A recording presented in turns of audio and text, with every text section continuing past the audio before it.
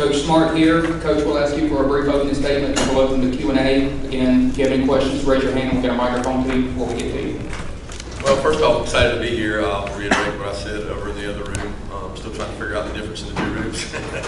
But excited to be here. Thankful for the job that you guys do. I know that it seems trite and it seems like we just say that, but this is a chance to recognize the work that you guys do. And I know for our conference, it's a tremendous job and effort. So much passion and energy in our conference, and been a part of it now for, I want to say 15 of my last 16 years, 2003 to now. I've been involved in the SEC, not to mention 5 years prior playing football in it. It's a tremendous experience, and I think the quote, it just means more is like perfect. Because every time I think about SEC, any sport, it just means more. So with that, I'll open it up. We'll go over here, standing on the left. All right, Coach. How are you a better coach right now than when you first took the job at Georgia? I have two questions. Go ahead. Wow. I think you don't ever grow until you get, and we talked about it before, until you get uncomfortable. And you can't get comfortable as a professional.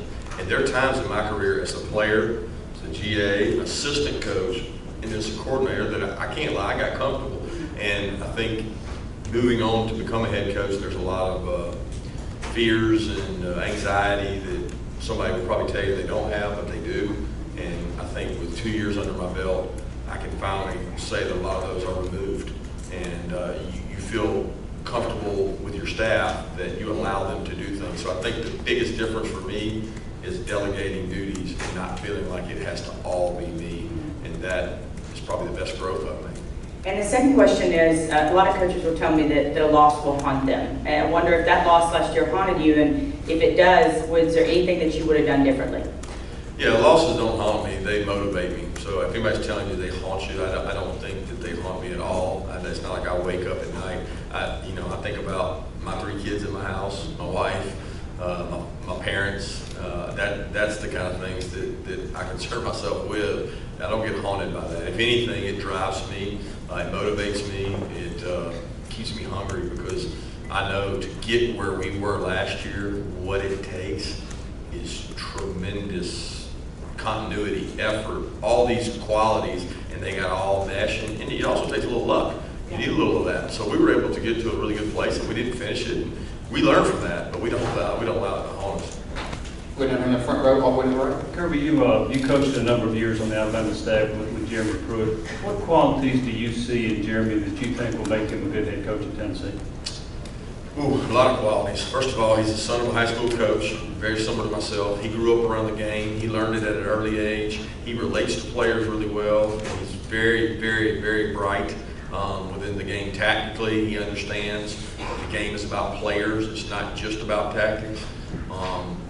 He was a big asset for us early on at Alabama that people didn't realize. I think people didn't really recognize Jeremy until he went to Florida State and did it on his own. But I recognized early, I can remember after the Texas National Championship game, there was a pressure we hit him with. There was some different ideas that he had given us, that he had done before. And I was quick to give him credit and tell him that he was responsible for one of those sacks in the game. And I was just the guy that called it. He was one of the guys that helped design and come up with it. And I think that you acknowledge that as coaches, because I look at Jeremy very similar to myself in the way that we have grown in coaching and the development that we've had, and we've been very fortunate to be around some really good coaches. The front row over here on the left. Yeah, Coach, y'all got J.R. Reed here with you today. Were you at all surprised by his impact last year, and what are your expectations of him going forward? I don't know that I was surprised by his impact last year. I was more surprised by what we got. We didn't know for sure how good a player. We certainly were willing to invest a scholarship in him to transfers. We thought he was pretty good, but we didn't know what we had coming in. He not only is he bright, tough, physical, he's awesome to be around. He's very intelligent. Education is important to him. He recognizes that an NFL career is not guaranteed. He had a dad that played for a long time in the NFL, and his parents have been tremendous. Support for him. They've been advocates for our program. So we've really been blessed. We kind of fell into that one. But his impact has been great. What was the second part? What's your expectation? The expectation is to come out and compete and lead. I mean, the reason I decided to bring him today is the leadership qualities he showed towards the end of the year.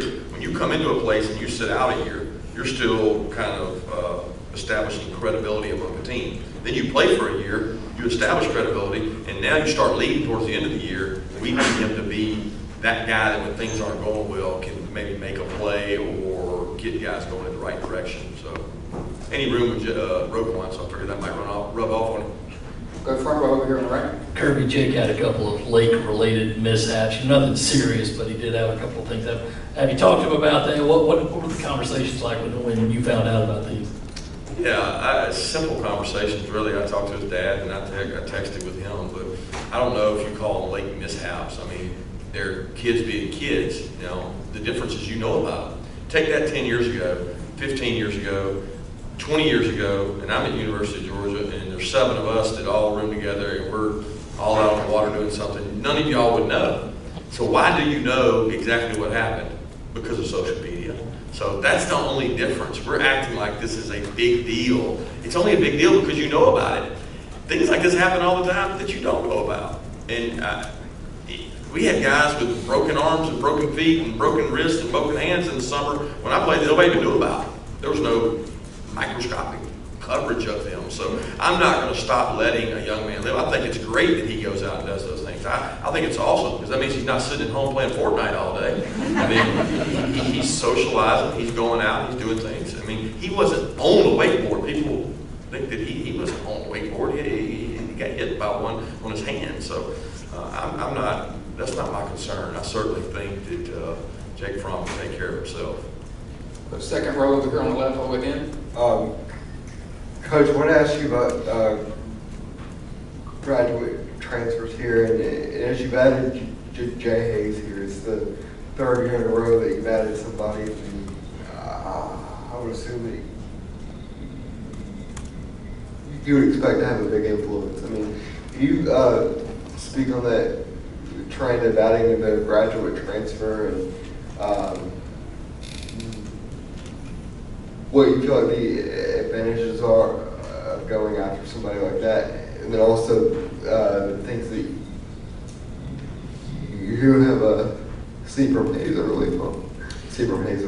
Yeah, I've been able to see him in our workouts that we're able to go to, and the most unique thing is he's really been a good leader. I think the best thing that happened was having Mo Smith talk about his experience, and Mo was I've never seen a leader like Mo that can come in to a bunch of people he doesn't know and get voted captain by those people he didn't know 6 months later.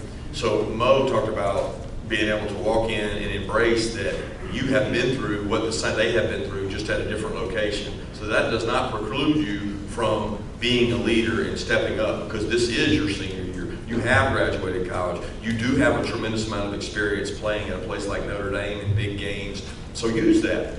Be you and use that, and the players will embrace you by how you work and what you do around them. And he has done, I mean, knock on wood, he has worked really hard. He works out extra. He goes in on Saturdays. I mean, the guy is just loves the game. And he's out there training and working with our guys and setting a great example. So I'm excited about him. I'm excited about the punter as well. But I don't know much about what he can do. We're going to have to wait and see and let him compete. I think that Georgia is an attractive place. Number one, you've got Atlanta. You can fly into Atlanta. So if there's a graduate transfer out there that says, I want my family to be able to come see me play, we're better to be than an hour from Atlanta.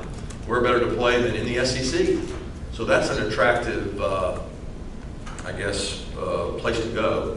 And we're excited about the future those guys bring in. Now we have a track record of a history of some success in that graduate transfer. So they say, well, he's already done that. He's managed that before. Let me go there because I know I'll get an opportunity to play. Go all the way to the right on the second row at the end. Coach Mark, you lose 2,500 yards and 31 touchdowns with Michelle and Chubb. You've got Swift, Holyfield, and a number of other guys you're expecting to take over.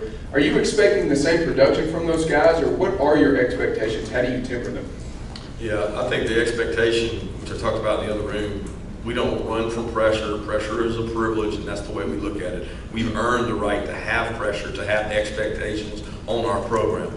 That's no different at running back. Sony and Nick had huge expectations from Gurley and Marshall. Early in Marshall had huge expectations from all the guys that played prior to them. So, you know, my expectation is to get the most out of those backs and use their skill sets the right way. We've got some tremendously talented players. I mean, I've seen Brian Harry and Holyfield and Swift make runs the same caliber of Nick and Sony. They just haven't done it in the same consistency. They haven't done it in the same environments. They can do it. I mean, they go against one of the better defenses in the SEC every spring game, every scrimmage. People don't acknowledge that those three young men, or really those two, Holyfield and Harry, they went almost every rep last spring when Sony and Nick didn't play in scrimmages. Those guys did it all. So I've seen them do it. I know they can do it. The expectation for me is to go out there and just cut loose and go play. Go to the camera platform on the left. Kirby, right here. 6 new coaches in the conference. Does that speak to the competitive nature of the SEC? Do you feel it makes it better? And any advice you could give to the rookies? Yeah, I'm still a young coach in this conference myself, so I'm not about handing out advice. Trying to develop our program the best way I can. I do think that 6 new coaches is a lot, and I think that we're in an era of it's getting closer and closer to where the NFL is. You know, the pay scale has elevated due to TV contracts. The expectations are higher. The turnover is quicker, and it's hard to say that's a good thing. But I might not be where I am if it wasn't for that too. So I'm a product of that environment. But I think it's tough. I think with the amount of money that coaches make now in the contracts, the expectations have gone up, and it puts a tremendous burden on presidents and ADs to make decisions on coaches' future. And there's a lot of good coaches that have left this conference, left these positions, and they're really good coaches that just came in. Over here to the right, second row in the middle. Hi, Coach. I have a question about true sophomore linebacker Monty Rice. How have you seen him develop as a linebacker in your program? Yeah, he is a bright young man. He is one of my favorite recruitment stories that I've ever had, be it that we were going to James Clemens High School to recruit him. He was really torn. You know, he grew up actually an Alabama fan, but he didn't get a chance to go there, so here he is with LSU and Georgia. He decides to go to LSU in a public commitment, and he immediately walks in the bathroom and calls one of our coaches and says, "Coach, I think I just messed up." And I'm like, "Are you kidding me? This guy," I mean, he was so torn and so emotional that he felt like he made a mistake, but he was willing to fix that mistake, and he's grown as a player. He is a tremendous student. He is always smiling, and he has that I love to practice attitude. Those are my favorite players. It's easy to get guys up for the game. It's easy for guys to want to put the suit on, put the uniform on, and go out there and be that Superman mentality. But the day-to-day work ethic that he has, it's a great asset for our program. Over here in the middle on the left side. Coach, when you were in Alabama, one of the reasons Alabama was able to, get back to where it had been in the past is the depth on the team through the recruiting. Their 44 was better than most other people's 44. It seems like you're very close to Georgia to putting that together. What's your assessment of the depth, not necessarily your frontline players, but the players in the case of injury? Are you close to building that kind of program already?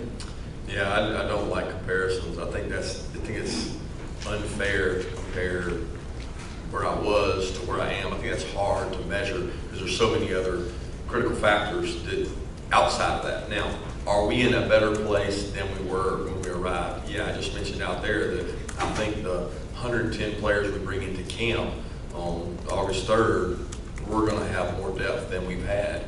We might not have as much talent. We might not have 3 first rounders, but what we have is a lot of competition in a lot of positions. So we've been able to improve that through recruiting, through development, through walk-on program, and we want to continue to do that. Over here standing on the right side. Just go back to the Fromm play stuff. What was your initial reaction when you hear, your quarterback broken hand? What was your initial reaction? Which hand? That was the first question. That was the most important question at the time, was which hand's broken and what can we do to ensure that he's still able to get the mental reps, the physical reps, all the things he needs. It was not, I'll be honest with you, it was not an overreaction because it was a hand, and once I found out it was his left, and he's got a custom brace for it, he hasn't missed one rep of anything. So it's not affecting anything. It's just a story for you guys and social media. And just another question. So JR and Terry and John, really, they said they want to be the best dressed guys. Do you think they are? And I haven't seen anybody else, so I saw them this morning, and I think they all teamed up. They told me that I didn't get the memo on the bow tie, so I wish they would have let me know that, but I don't think it would have mattered, because I would have worn one anyway.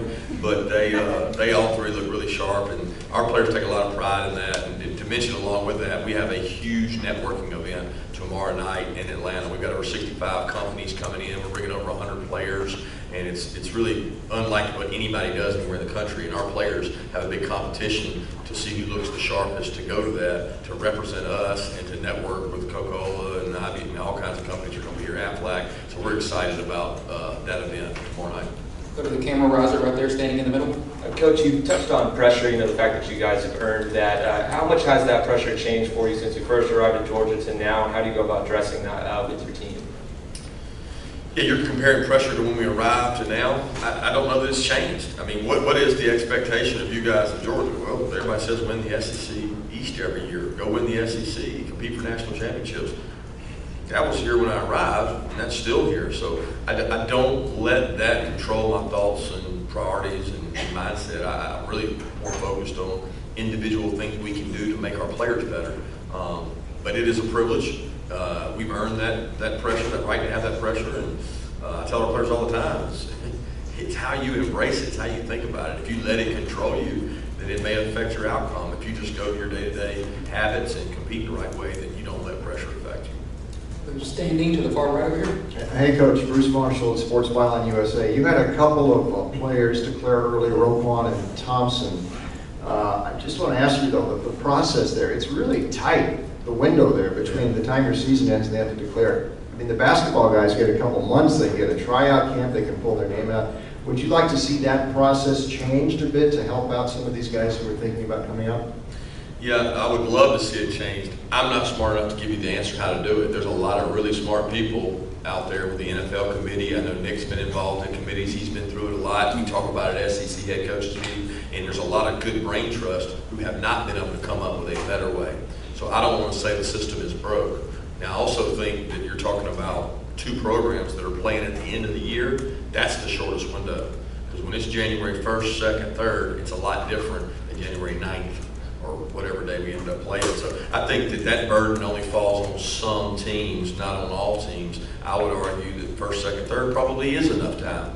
I think that good programs, good leadership organizations, they take that into consideration prior. There's a time in December now where there's not a lot going on. For 30 days, you can't just prepare for Oklahoma. So there's a lot of that time that we take and invest and find out information, gather information, to try to give them the best knowledge to make the best decision they can. So it's not just that short window. But I do wish sometimes there was a better way, a more informative way. I don't know that the timeline's wrong as much as the information they get sometimes scares me. Are they getting the right information, and how can we get them better information to make the right decision? Go over here on the end, on the right side. Hey, Coach. Coach, you coached with Nick at LSU 1 year way back. I just want to know, what are the challenges of taking a team to Tiger Stadium to play in that atmosphere this season? Yeah, I coached with him at LSU, and I may be wrong, but I don't think we lost a game at home that year I was at LSU. And then we went there from Alabama every other year, and that was for 9 years. So I know the daunting task. I know the fan base is one of the best in the country at intimidating, just their passion and energy. I mean, it's that way everywhere in the SEC, but they take it to another level with the tailgating atmosphere and the fanfare. They're the primary show in the state. So our players are looking forward to that opportunity. I think it's an awesome environment to play in. I mean, who wouldn't want to go play in their career in Tiger Stadium? I think that's an incredible atmosphere. Fortunately, I've been there and seen it firsthand and know the fan base they have. Got time for a couple more. We'll go standing back here on the right side. Over here, Kirby. what you, the amount of success you guys have last year, does that in any way make it easier for the guys, you know, who weren't there now that know what it takes to get to that level? Does that make it any easier with the success you guys had last year? You know, it's funny, I had a note somebody sent me that said, having the success you had does not make it easier to achieve this year. No past indicators will allow you a free pass. There's no magic pill. It takes what it takes, is what we say. But the experience that our players were able to have going through that stretch run, I think will draw confidence, not false bravado, but confidence in big games that we have in the future. So that part excites me, but there's nothing that we did last year we're going to be able to rest on, because that's not the way football works. All right, last question. We'll go on the aisle right here in the middle. Coach, you mentioned to grow you need to be uncomfortable at times. Are you comfortable sharing one of your more uncomfortable moments in that process last year?